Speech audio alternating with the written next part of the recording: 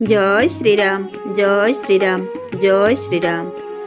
नीलाद्रौ शंख मध्ये सातदळ कमळे रत्न सिंहासनस्थ नवघन रुचिरं संस्थिति चाग्रजेन भद्रय वामभागे रथचरणयुत ब्रह्मरुद्रञ्जवन्द्य सकल गुणसारमेकं ब्रह्मदारु स्मरामि ब्रह्मदारु स्मरामि।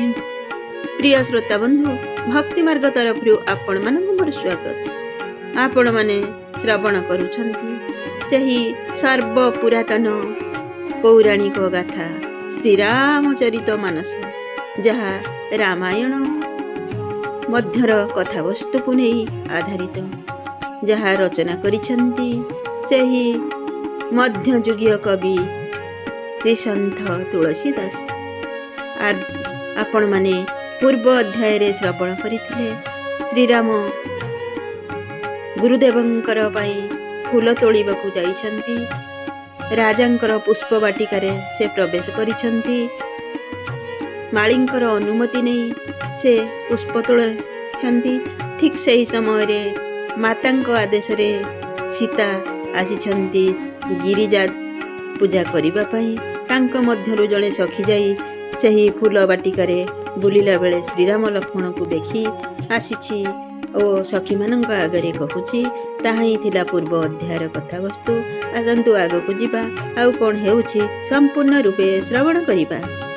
जिन्ह निज रूपा मोहनी डारी इन्हे सर्वस्व नगाय नर नारी बरनाथ छवि जहाँ तहाँ सब लोग ओसी देखी आही देखन जोगु। एवं निज रूपर मोहिनी शक्ति बलरे नगरर सबु नर नारी को निजर बस करि नेइछन्ति। जेउठी देखिबो सेइठी परा लोके तांकर रूप वर्णना करुछन्ति। आमे जाई से माननको अवश्य देखिबा उचित। प्रकृत रे सेई मान ही देखिबार योग्य। तासु बचन अति सियाही सुहाने दरस लगी लोचन लोचन कुलानी चली अग्रकारी प्रिय साखी सोई प्रीति पुरातन लखन कोई। सखीटीर कथा सीतांकु बहुत भल लगिला एवं सही राजकुमार को देखा तांको नेत्र व्याकुल हो उठिला। सही प्रिय सखी को आगरे रखी पछरे सीता चलिले। तांकर शाश्वत प्रीति को केही लक्ष्य करि पारिले नहीं। सुमिरी सिया नारद वचन उपजी प्रीति पुनीता चकित विलोकति सकल दिश्री जनु शिशु मृगी शोभिता। नारदंकर वचन स्मरण करी सीतांक मनरे पवित्र प्रीति उदित होइगला। से चकित होई डरी जाइथिबा मृग शिशु परी चारिआड़ को चाहिथांती। ककन किंकिनी नुपुरा धुनि सुनि कहत लखन सन रामुहृदय गुनि मनहु मदन दुन्दुभिदिन्हि मनस विश्व विजय कहंकिन्हि।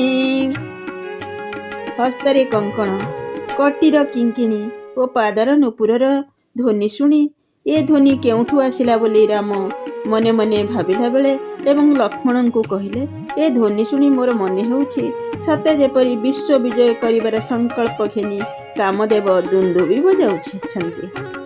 हस कहि फिरि चिताए तहि ओरा सिया मुख शशि भय नयन चकोरा भये विलोचन चारु अंचल मनहु संकुचि नितित जे दिगंचल मनहु संकुचि निमित जे दिगंचल। ଏହିପରି କହି ଶ୍ରୀରାମ ଧ୍ୱନି ଆସୁଥିବା ଦିଗକୁ ଚାହିଁଦେବା ମାତ୍ରେ ସୀତାଙ୍କ ଉପରେ ତାଙ୍କର ଦୃଷ୍ଟି ପଡ଼ିଗଲା। ସୀତାଙ୍କ ମୁଖଚନ୍ଦ୍ରକୁ ନିରେଖି ଚାହିଁବା ଲାଗି ତାଙ୍କ ସୁନ୍ଦର ନୟନ ଯୁଗଳ ଚକର ପରି ଏକଲୟରେ ସ୍ଥିର ହୋଇ ରହିଗଲା। ବୋଧହୁଏ ସୀତାଙ୍କ ପୂର୍ବପୁରୁଷ ନିମି ପଲକ ଛାଡ଼ି ପଳାଇଗଲେ। ନିମି ଥିଲେ ଜନକଙ୍କର ପୂର୍ବପୁରୁଷ। ଆଖିପତା ବା ପଲକ ତାଙ୍କର ନିବାସ ସ୍ଥାନ ବୋଲି କୁହାଯାଏ। ପିତୃସ୍ଥାନୀୟ ହୋଇଥିବାରୁ ରାମ ଓ ସୀତାଙ୍କର ପରସ୍ପର ପ୍ରେମଲୋକ ଦର୍ଶନ କରିବା ଅଶାଳୀନ ହେବ ଭାବି ନିମି ପଲକ ଛାଡ଼ି ଚାଲିଗଲେ। ଅର୍ଥାତ୍ ରାମଙ୍କର ଆଉ ପଲକପାତ ହେଲା ନାହିଁ। ଦେଖି ସିଆ ଶୋଭା ସୁଖ ପାୱା ହୃଦୟ ସରାହତ ବଚନୁ ନଆୱା ଜନୁ ବିରଞ୍ଚି ସବ ନିଜ ନିପୁନାଇ ବିରଚି ସର୍ବସ୍ୱ କହ ପ୍ରଗଟି ଦେଖାଇ ବିରଚି ବିଶ୍ୱ କହ ପ୍ରଗଟି ଦେଖାଇ। ସୀତାଙ୍କ ଶୋଭା ଦର୍ଶନ କରି ଶ୍ରୀରାମ ଅତ୍ୟନ୍ତ ସୁଖ ଅନୁଭବ କଲେ। ସେ ମନେ ମନେ ସେହି ସୌନ୍ଦର୍ଯ୍ୟର ପ୍ରଶଂସା କରୁଥିଲେ, ଅଥଚ ମୁଖରୁ ବଚନ ବାହାରୁ ନଥାଏ। ସେହି ଶୋଭା ଏତେ ମନୋରମ ହୋଇଥିଲା ଯେ ବୋଧ ହେଉଥିଲା ସତେ ଯେପରି ବ୍ରହ୍ମା ନିଜର ସକଳ ନୈପୁଣ୍ୟକୁ ମୂର୍ତ୍ତିମନ୍ତ କରିଦେଇ ତାହାକୁ ଜଗତ ସମ୍ମୁଖରେ ପ୍ରକଟ କରିଦେଇଛନ୍ତି। ସୁନ୍ଦରତା କହୁଁ ସୁନ୍ଦର କରଇ ଛବି ଗୃହ ଦୀପ ଶିଖା ଜନୁ ବରଇ ସବ ଉପମା କବିର ହେ ଜୁଠାରି କେହି ପଟ ତରଉ ବିଦେହ କୁମାରୀ। ସୀତାଙ୍କ ଶୋଭା ସୌନ୍ଦର୍ଯ୍ୟକୁ ମଧ୍ୟ ସୁନ୍ଦର କରିଦେଉଥାଏ। ଜଣାପଡ଼ୁଥାଏ ସତେ ଯେପରି ସୌନ୍ଦର୍ଯ୍ୟ ରୂପୀ ଗୃହରେ ଏକ ଉଜ୍ଜ୍ୱଳ ଦୀପ ଶିଖା ଜଳୁଛି। ଏପର୍ଯ୍ୟନ୍ତ ସୌନ୍ଦର୍ଯ୍ୟ ରୂପୀ ଗୃହରେ ଅନ୍ଧକାର ରହିଥିଲା। ସେହି ଅନ୍ଧକାର ଗୃହ ସୀତାଙ୍କ ସୌନ୍ଦର୍ଯ୍ୟ ରୂପୀ ଦୀପଶିଖା ଯୋଗୁଁ ଦେବୀପ୍ୟମାନ ହୋଇ ଉଠିଛନ୍ତି। ସମସ୍ତ ଉପମାକୁ ତ କବିମାନେ ଅଇଁଠା କରିଦେଇଛନ୍ତି। ବିଦେହ ରାଜକନ୍ୟା ସୀତାକୁ ବା ମୁଁ କାହା ସହିତ ଉପମା ଦେବି? ସିଆ ଶୋଭା ହିଆ ବରନି ପ୍ରଭୁ ଆପନି ଦୋଷା ବିଚାରି ବୋଲେ ସୃଚି ମନ ଅନୁଜ ସାନ ବଚନ ସମୟ ଅନୁହାରି। ଏହି ରୂପେ ହୃଦୟରେ ସୀତାଙ୍କର ଶୋଭା ବର୍ଣ୍ଣନା କରି ଏବଂ ନିଜର ଅବସ୍ଥା ବିଚାର କରି ପ୍ରଭୁ ଶ୍ରୀରାମ ପବିତ୍ର ମନରେ ସାନ ଭାଇ ଲକ୍ଷ୍ମଣକୁ ଦୁଇ ପଦ ସମୟାନୁକୂଳ କଥା କହିଦେଲେ। ତାତ ଜନକ ତନୟାୟ ଶୋଇ ଧନୁଷ ଯଜ୍ଞ ଦେହି କାରଣ ହୋଇ ପୂଜନ ଗୌରୀ ସାଙ୍ଖିଲାଇ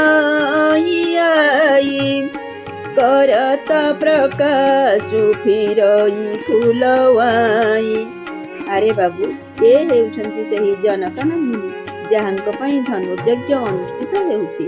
ଗୌରୀ ପୂଜା କରିବା ପାଇଁ ସଖୀମାନେ ତାଙ୍କୁ ଏଠାକୁ ଆଣିଛନ୍ତି।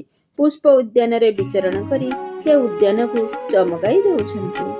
ଯାସୁ ବିଲୋକି ଔଲକିକା ଶୋଭା ସହଜ ପୁନୀତ ମୋର ମନୁ ଶୋଭା ସୋ ସବୁ କାରଣ ଜାନ ବିଧାତା ଫର କହି ସୁଭଦଙ୍ଗ ଶୁନୁ ଭ୍ରାତା। ତାଙ୍କର ଅଲୌକିକ ସୌନ୍ଦର୍ଯ୍ୟ ଦେଖି ମୋର ସ୍ୱଭାବତଃ ପବିତ୍ର ମନ ବିକ୍ଷୁବ୍ଧ ହୋଇଯାଉଛି। ଏସବୁର କାରଣ ବିଧାତାଙ୍କୁ ହିଁ ଜଣା। କିନ୍ତୁ ଭାଇ ଶୁଣ, ମୋ ଦକ୍ଷିଣ ଅଙ୍ଗ ସ୍ଫୁରିତ ହେଉଛି, ଏହା ଶୁଭ ସୂଚକ ଦେଉଛି। ରଘୁବଂଶିନ କର ସହଜ ସୁବାହୁ ମନୁ କୁମ୍ପନ୍ଥ ପଗୁ ଧରଇ ନକାଉ ମୋହି ଅତିଶୟ ପ୍ରତୀତି ମନ କେରି ଯେହି ସପନେ ପର ନାରୀ ହରି ଯେହି ସପନେ ପର ନାରୀ ନହେରି ରଘୁବଂଶମାନଙ୍କର ଏହା ଏକ ଜନ୍ମଗତ ସ୍ୱଭାବ ଯେ ସେମାନେ ମନ କଦାପି କୁମାର୍ଗରେ ପାଦ ଦିଏ ନାହିଁ। ମୋ ମନ ଉପରେ ମୋର ଗଭୀର ବିଶ୍ୱାସ ରହିଛି। ମୋ ମନ ଅର୍ଥାତ୍ ଜାଗ୍ରତ ଅବସ୍ଥା କଥା କ'ଣ କହିବା, ସ୍ୱପ୍ନରେ ବି ପରସ୍ତ୍ରୀ ଆଡ଼କୁ ଦୃଷ୍ଟି ପକାଇ ନାହିଁ। ଜିହ୍ନ କଇଲାଇ ନାରୀ ପୁରାଣ ପିଠି ନାହିଁ ପାଓଇ ପରିତିୟ ମନୁଢିଠି ମଗନ ଲହାଇନ ଜିହ୍ନ କଇ ନାହିଁ ତେ ନର ବର ଥରେ ଜଗମାହି। ରଣଭୂମିରେ ଶତ୍ରୁ ଯାହାର ପିଠି ଦେଖିପାରେ ନାହିଁ, ଅର୍ଥାତ୍ ଦେ ଯୁଦ୍ଧ କ୍ଷେତ୍ରରୁ ପଳାୟନ କରେ ନାହିଁ, ଯାହାର ମନ ଓ ଦୃଷ୍ଟିକୁ ପରସ୍ତ୍ରୀ ଆକର୍ଷିତ କରିପାରେ ନାହିଁ ଏବଂ ଯାହାଙ୍କ ଘରୁ ଭିକାରୀ ନାହିଁ ଶବ୍ଦ ଶୁଣେ ନାହିଁ, ସେହିପରି ଶ୍ରେଷ୍ଠ ପୁରୁଷ ସଂସାରରେ ବହୁତ କମ୍ ଅଛନ୍ତି। କରତ ମକତହି ଅନୁଜସନ ମନ ସିୟ ରୂପ ଲୋଭନ ମୁଖ ସରୋଜ ମକରନ୍ଦ ଛବି କରଇ ମଧୁପୟୋପାନ।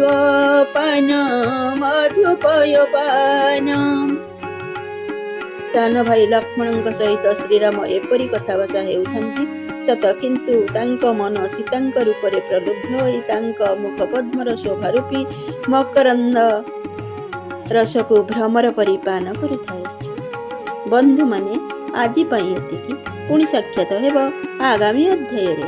ଭୀମସ୍ୟ ବିରଣୁଭଙ୍ଗ ମୁନିରପି ମତିଭ୍ରମ ଯଦି ଶୁଦ୍ଧମ ଶୁଦ୍ଧ ବା ମମ ଦୋଷ ନ ବିଦ୍ୟତେ ମମ ଦୋଷ ନ ବିଦ୍ୟତେ।